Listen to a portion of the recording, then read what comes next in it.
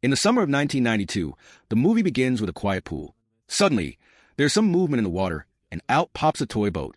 It belongs to Tommy, a young boy from the pool house. Hearing the sound of the boat, Rebecca, Tommy's elder sister, wakes up. Rebecca, who's already stressed about her terminally ill brother, tells him about the boat. But Tommy, in his current condition, doesn't even flinch.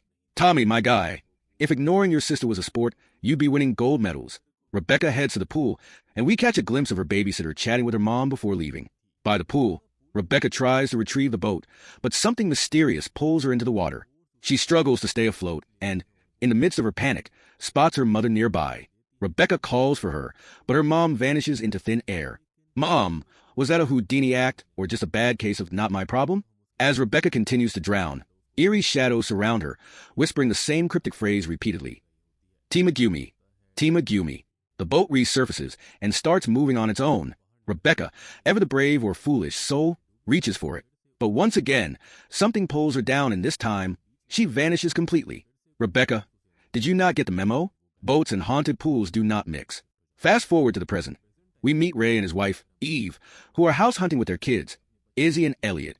Ray used to be a star baseball player, but his glory days are behind him due to a debilitating illness. Now, he struggles to walk, and his body is so fragile that it's like a Jenga tower waiting for a sneeze to topple it. "Ray, your body might be weak, but your skill at avoiding chores must still be strong." Eve, the family's rock, works as a school admin and manages all the expenses while Ray undergoes treatment. Eve deserves a cape because she's clearly the real MVP in this house. They're shown a house that, surprise, surprise, is the same one from the beginning of the movie. The creepy pool is still there, as ominous as ever. As Ray checks out the property, he notices an old baseball bat. Naturally, he tries to pick it up but ends up slipping and falling. Classic Ray move. "Ray, if clumsiness were a sport, you'd have a shot at a comeback career."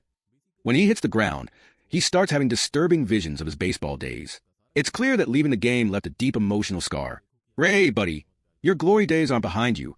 They're just really far behind you. Like, don't bother looking back far." In the next scene, Ray and Eve visit the hospital. The doctor informs them that Ray's condition is serious and he needs water therapy. Water therapy? In that pool? Well, Doc, that's one way to speed up the plot. And so, the stage is set for a showdown between this family and the pool's dark secrets. "Ray, get ready, because if the pool doesn't finish you off, your clumsiness might." Ray and Eve finally move into the house with the haunted pool, which Ray insists is perfect because it has a pool for his water therapy. Eve agrees, likely because she's too tired to argue anymore. "Ray, you really fell for a house with a murder pool vibe? Bold choice, my man." They start cleaning and setting things up, and Ray takes it upon himself to clean the pool drain. Of course, he manages to cut himself while doing it, and water starts leaking from the drain. "Ray, cleaning drains? Next time, try cleaning your decision-making skills instead." Since they can't fix the pool, they call in the professionals, who inform them that the pool is connected to an underground spring. This means it gets its water directly from nature's water supply, like rivers or wells. Naturally, everyone is thrilled, because who wouldn't want a pool with a direct pipeline to Mother Nature's spookiest plumbing? Soon after, the family starts enjoying the pool. Ray feels hopeful about his recovery. Eve is happy to see him smiling again, and the kids love the new house. Everything seems perfect, but Ray gets all emotional while looking at his old awards and family videos. He's haunted by memories of his glorious baseball days that he had to give up.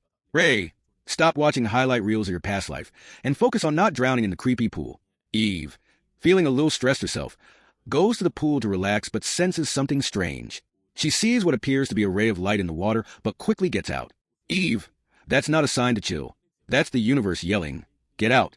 She gets spooked because it reminds her of what happened to Rebecca in the beginning. Later, she tells Ray they should put a cover on the pool, to which he agrees. That night, their cat sits on a plank above the pool when, surprise, surprise, Tommy's toy boat from the beginning pops out of the water. Some mysterious force knocks the cat into the pool. Let's face it, that cat probably saw this coming the moment you guys moved in. The next morning, everyone's looking for the cat, but all they find is its collar tied near the pool. Eve tries to calm Elliot, saying the cat will come back. "Eve, we all know that cat isn't coming back unless it's as a ghost."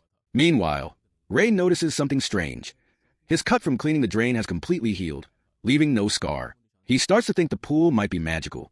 When Eve visits the hospital, Ray dreams about the pool and begins spending an unhealthy amount of time in it. Later, his doctor tells him he's recovering unusually fast. Ray is thrilled, convinced the pool is behind his miraculous recovery. "Ray, buddy, magic murder pool therapy isn't exactly FDA approved." With newfound confidence, Ray begins exercising and even watches old baseball videos to get back in shape. He's determined to play baseball again. Ray, the pool's fixing your body, not your athletic skills. Don't push it. His optimism grows, but something tells us this pool isn't done messing with him just yet.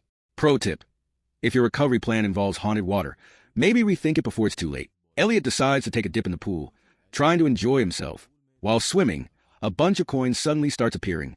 At first, he thinks his dad, Ray, must have thrown them in, but Ray isn't even there. Elliot, did it not occur to you that a haunted pool might not be handing out free change like an ATM? Then, he spots Rebecca near the pool. When he climbs out, she vanishes, but her shadow keeps appearing. Suddenly, he hears her voice from the pool wall, asking for help and searching for her mother. Elliot notices an empty space in the wall with one of his old toys lying there. Rebecca's voice urges him to pick up the toy, so he stretches out his hand. But to his horror, the toy is covered in hair, and a ghostly hand grabs it. Elliot, rule number 1. If a hairy toy and a ghostly hand show up, you run. Don't reach for it like you're in a horror movie audition. Terrified, Elliot runs to call Eve, but by the time she checks, nothing is there. The toy is back on the edge of the pool, and Eve assumes some prankster from the neighborhood is behind it. She asks Ray about it later, but Ray brushes it off as Elliot's overactive imagination. Instead, Ray casually suggests they throw a pool party. Ray, you're turning a haunted pool into a party venue? At this point, the ghost should be scared of you. Later, they all head to Elliot's baseball practice. While there, Elliot's coach introduces himself to Ray and invites him to join the game. At first, Ray struggles, missing the ball and even falling over. Ray, you're showing off the athletic grace of a baby deer on ice. But suddenly, he finds his focus. As he leaps to catch the ball, there's a weird movement in the pool, and Ray makes an unbelievable jump, hitting the ball with incredible strength. Everyone is shocked, especially Ray, who hasn't played like this in years. The next evening, Ray and Eve head out for dinner, leaving the kids home alone. A.G.'s friend Ronan comes over, and the two spend time by the pool, eventually playing hide-and-seek. During the game, Ronan steps away, and A.G. sees what she thinks is his shadow. As she approaches it, she realizes it's not Ronan. It's a shadowy figure. Panicked, she tries to keep her distance, but the ghost drags her underwater so quickly and so deeply that it feels endless. A.G., that's the pool's way of saying, no guests allowed. A.G. somehow escapes and makes it out of the house, completely shaken.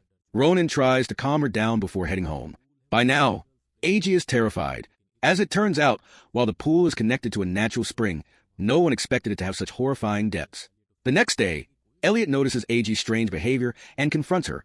He mentions seeing her come out scared the previous night and agrees something is wrong with the pool. A.G. hesitates and argues that the pool is helping their family.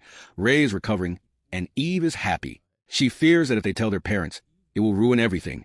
A.G., your logic is as solid as using a cheese grater to stop a flood. Reluctantly, Elliot agrees to keep quiet, but deep down, they both know this pool isn't done with them yet. Elliot was absolutely sure the pool was haunted, but following Easy's advice, he kept his mouth shut so their parents wouldn't freak out. Ray, meanwhile, had decided to throw a pool party the next day. Guests flooded in, including the real estate agent who helped Eve get the house. Eve, in her Sherlock Holmes mode, asked the agent about the pool's history. She found out that the pool had been closed for 15 years. Eve was puzzled. Why wouldn't the previous residents use the pool? The agent explained that a girl had drowned there, sparking superstition and fear among the locals. When Eve asked if the girl's name was Rebecca, something she mysteriously learned from the pool itself, the agent froze in shock. At this point, you could almost hear the agent's internal dialogue. Do I charge extra for selling haunted houses? Meanwhile, Ray was having the time of his life at the party. The coach's son approached him for an autograph, making Ray feel like a star. Ray, you're not exactly Tom Cruise, calm down. But up in his room, Elliot was watching everything from the window, keeping a close eye on the pool and the party. Classic Elliot, the neighborhood's self-appointed Ghostbuster in training. As Ray splashed around with the coach's son, he drifted toward the deeper end of the pool. Suddenly, a black shadow emerged from the spring and possessed him. Ray, now acting like a demon-possessed lifeguard, grabbed the child and pulled him further into the water. Elliot saw this horror unfold and rushed to alert Eve and the others. A chaotic rescue ensued. The coach was furious, but Eve managed to smooth things over by blaming Ray's bizarre behavior on his health issues. The coach grudgingly accepted the excuse, but warned Ray to stay far away from his family and practice. Honestly, Ray, when the coach starts treating you like a walking red flag, it's time for some self-reflection or an exorcism. Eve, already upset, decided to take the family and leave. But before they could go, Ray started suffocating and looked extremely unwell. Eve had no choice but to leave him to rest in their room. His behavior had become even stranger, leaving Eve increasingly distressed. Determined to uncover the truth, Eve dove into research about Rebecca and the pool's sinister past. She learned that people had been disappearing around the pool for over 70 years. 70 years of why haven't we shut this place down yet? Energy. Eve decided enough was enough and drained the pool, hoping to put an end to whatever evil lurked there. Later, Eve tracked down Rebecca's mother, who initially denied ever having a daughter. But after some persistent questioning, the woman finally cracked. Before she could spill all the details, though, Eve noticed something odd: a water fountain, a jug, and a glass nearby. The water inside looked off. Eve, if you're staring at strange water in a haunted house story, don't drink it unless you want to star in the sequel. The plot thickened, and it was clear the mystery of the pool and the strange happenings tied to Rebecca was far from over. Meanwhile, Elliot was probably upstairs, drafting his resignation from this ghost-hunting gig.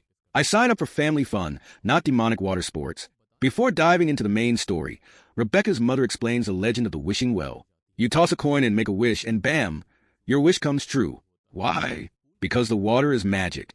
Apparently, this magical water later became part of the pool. Magic water? Sounds like the plot of every overly dramatic soap opera. Centuries ago, before the house or the pool existed, there was a mysterious spring there. No one knows what was buried beneath it, but the water had the power to fulfill people's darkest desires. Basically, it's like a genie with attitude. People even worshipped it, calling it the Devil's Spring or the Megami, the deep water. But of course, there's a catch. Every wish comes with a price. Classic. Your wish is my command and also your doom. Rebecca's mother reveals her own tragic story. Her son Tommy was sickly and weak from childhood, so she wished for his health. The water granted her wish but demanded a sacrifice. Unable to bring herself to do it, the water possessed her and made her sacrifice her daughter Rebecca. Parenting 101. Don't offer your kids to magical murder water. Eve realizes the water is still active and that it's now targeting Ray. Sure, Ray might recover, but the price? One of his 2 kids. Ray, congrats on your health improvement, but maybe keep your wishes away from Demon Springs next time. Eve tries to warn him, but things take a turn when Rebecca's mother becomes possessed again, forcing Eve to flee the house with her family. Meanwhile, back at the house, Ray is in full possession mode, surrounded by creepy, animated water. The pool, which had been drained, mysteriously refills itself. This pool has more comebacks than a retired pop star. Ray's kids return home and start looking for their parents. Elliot hears his cat meowing and follows the sound to the now-filled pool. He sees the cat's shadow on a pool float and heads to rescue it, but as he approaches, the pool cover slams shut. The cat? Nowhere to be found. Elliot, you fell for the oldest ghost trick in the book. Rookie move. Suddenly, a ghost drags Elliot into the water. As the pool cover traps him inside, the water becomes even more sinister. A glass of water Elliot had picked up starts moving on its own before falling and shattering. Even the kitchen where it's haunted, this place needs more than sage. It needs an exorcist and a renovation crew. Izzy spots Elliot struggling in the pool and tries to save him. Just then, Eve arrives home and immediately takes charge. She sends Izzy to call for help while she jumps into action, literally diving into the water. But in a twist of bad luck, Eve slips on the shattered glass. A piece lodges in her wrist, making things even worse. Honestly, Eve deserves a medal for bravery, or at least a good insurance plan. As the story continues, Eve moves forward and finds Ray in a completely possessed and evil state. Naturally, Ray attacks her because what else would a possessed guy do? Eve makes a quick escape and starts hiding around the place. Seriously, Ray?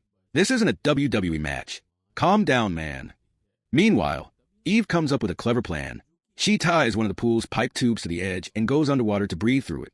Once down there, she realizes the pool has endless water and an abyss-like depth. Honestly, this pool has more mysteries than a murder mystery novel. Inside the water, Eve discovers Elliot along with the ghosts of all the previous sacrifices. These ghosts have turned evil and are now hunting her down. Pro tip: if the ghosts look like they're about to attack, maybe don't hang out in their pool. Desperately, Eve tries to escape but struggles to find a way out. Just when things seem hopeless, Rebecca's spirit shows up to help. Rebecca drops a coin into the pool, signaling that Eve needs to swim in the opposite direction to escape. Following the clue, Eve finally emerges from the pool. But things go from bad to worse when she realizes Elliot isn't breathing. She tries to revive Elliot, but before she can, Ray reappears. Instead of helping, possessed Ray tells her Elliot can't be saved. Ray, buddy, you're not exactly winning any Father of the Year awards here. Ray attacks, but this time, AG, the real MVP, grabs his baseball bat and fights back. The family yells at Ray to snap out of it, reminding him of all the good times they shared together. Finally, Ray starts to remember the love of his family, and in a moment of redemption, he begins vomiting. Because nothing says character development like projectile vomit. At the same time, Elliot miraculously regains consciousness. But here's the kicker. Now the evil water has fully possessed Ray, and the pool's darkness spreads.